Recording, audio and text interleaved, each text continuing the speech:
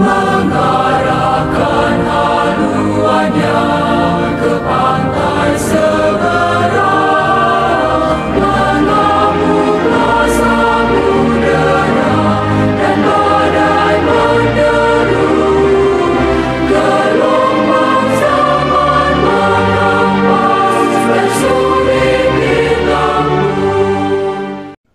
Selamat jumpa dalam Inspirasi Sabda bagi Keluarga. Komisi Keluarga Keuskupan Agung Medan, Senin 19 Juni 2023. Inspirasi Sabda bagi kita hari ini dikutip dari Injil Matius bab 5 ayat 38 sampai dengan ayat 48. Dalam khotbah di bukit, Yesus berkata, "Kalian mendengar firman, mata ganti mata, dan gigi ganti gigi. Tetapi aku berkata kepadamu, janganlah kamu melawan orang yang berbuat jahat kepadamu, melainkan siapapun yang menampar pipi kananmu, berilah juga kepadanya pipi kirimu.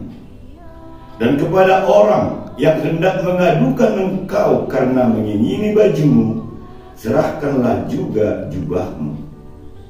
Dan siapapun yang memaksa engkau berjalan sejauh 1 mil, berjalanlah bersama dia sejauh 2 mil.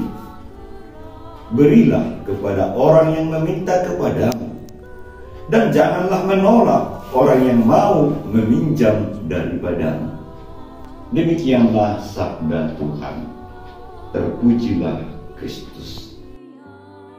Saudara-saudari yang dikasihi Tuhan, dalam kehidupan kita sehari-hari, jika ada orang yang berbuat kejahatan, maka spontan akan terucap dari mulut kita, "Hukumlah dia setimpal dengan kejahatannya."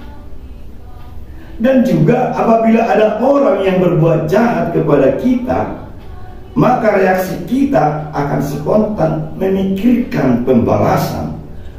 Dendam kesumat akan memanas, bahkan harus lebih jahat kita balaskan kepadanya dibandingkan dengan kejahatan yang telah kita terima daripadanya. Dalam bacaan Injil hari ini, Yesus mengutip isi dari hukum Taurat, firman yang sudah biasa mereka dengarkan. Mata ganti mata, dan gigi ganti gigi. Artinya, bila mata kita dicopot satu, balasnya ia pun harus dicopot matanya satu. Jika gigi kita dicopot satu, maka giginya pun harus dicopot satu. Jika nyawa kita dicabut atau dibunuh, ia pun harus dibunuh. Sehingga pembalasan kita setimpal dengan kejahatan yang dilakukannya. Saudara-saudari, tetapi Yesus mengajak kita cara beragama yang baru, beragama yang benar. Yesus berkata, "Janganlah kamu melawan orang yang berbuat jahat kepadamu, melainkan siapapun yang menampar pipi kananmu, berilah juga kepadanya pipi kirimu." Sabda Yesus ini bukanlah bermaksud agar kita pasrah secara buta dan membiarkan diri dihabisi sehabis-habisnya, tetapi agar manusia tidak memiliki sikap balas dendam, bahkan kejahatan harus dikalahkan dengan kebaikan. Untuk mengerti maksud dari sabda itu, Yesus pun berkata, mengutip firman Tuhan, "Kasihilah sesama manusia dan hendaklah bencilah musuhmu.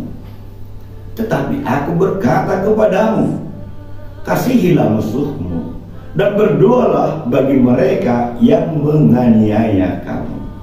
Karena dengan demikianlah kamu menjadi anak-anak Bapamu yang di surga, yang menerbitkan matahari bagi orang yang jahat dan bagi orang yang baik, menurunkan hujan bagi orang yang benar dan juga kepada orang-orang yang tidak benar. Allah berbuat baik kepada siapapun. Saudara-saudari yang dikasihi Tuhan, apa makna bacaan ini bagi kita? Setiap orang beriman dipanggil oleh Allah kepada kebaikan, hidup dalam kekudusan dan sempurna, mampu mengalahkan kejahatan dengan kebaikan, mengasihi sesama termasuk musuh, dan bukan membalas dendam. Apakah sabda ini dapat kita wujudkan dalam kehidupan kita sehari-hari? Saudara-saudari yang dikasihi Tuhan, saya pernah melihat seorang suami ditampari oleh istrinya karena suaminya terlalu lama pulang ke rumah. Tiba-tiba datang istrinya ditampari suaminya, dan suaminya diam saja. Dan akhirnya mereka pulang mengikuti istrinya. Keesokan harinya saya bertanya kepada suami itu, kok sanggup kamu tidak membalas istrimu? Tidak ada gunanya kalau dibalas. Karena persoalan akan semakin kacau, akan semakin ribut. Keluarga pun nanti bisa menjadi berantakan.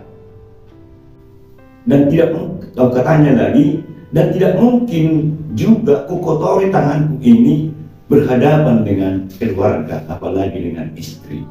Lalu semua orang di kedai itu mengajukan jempol kepadanya. Saudara-saudari yang dikasihi Tuhan, panggilan menjadi kudus dan sempurna tidaklah gampang. Di dalamnya ada perjuangan. Seperti pertandingan bola, selain bertahan, regu ini mereka juga harus berjuang menyerang agar bisa menang. Kita pun sebagai orang beriman, kita harus berjuang untuk bertahan dalam kebaikan. Hidup seturut kehendak Allah, hidup tidak bernoda, hidup kudus. Tetapi juga kita harus berjuang untuk mewartakan kebaikan kepada semua orang. Dengan demikian kita tetap hidup sebagai anak-anak Allah. Semoga Tuhan memberkati kita. Amin. Gereja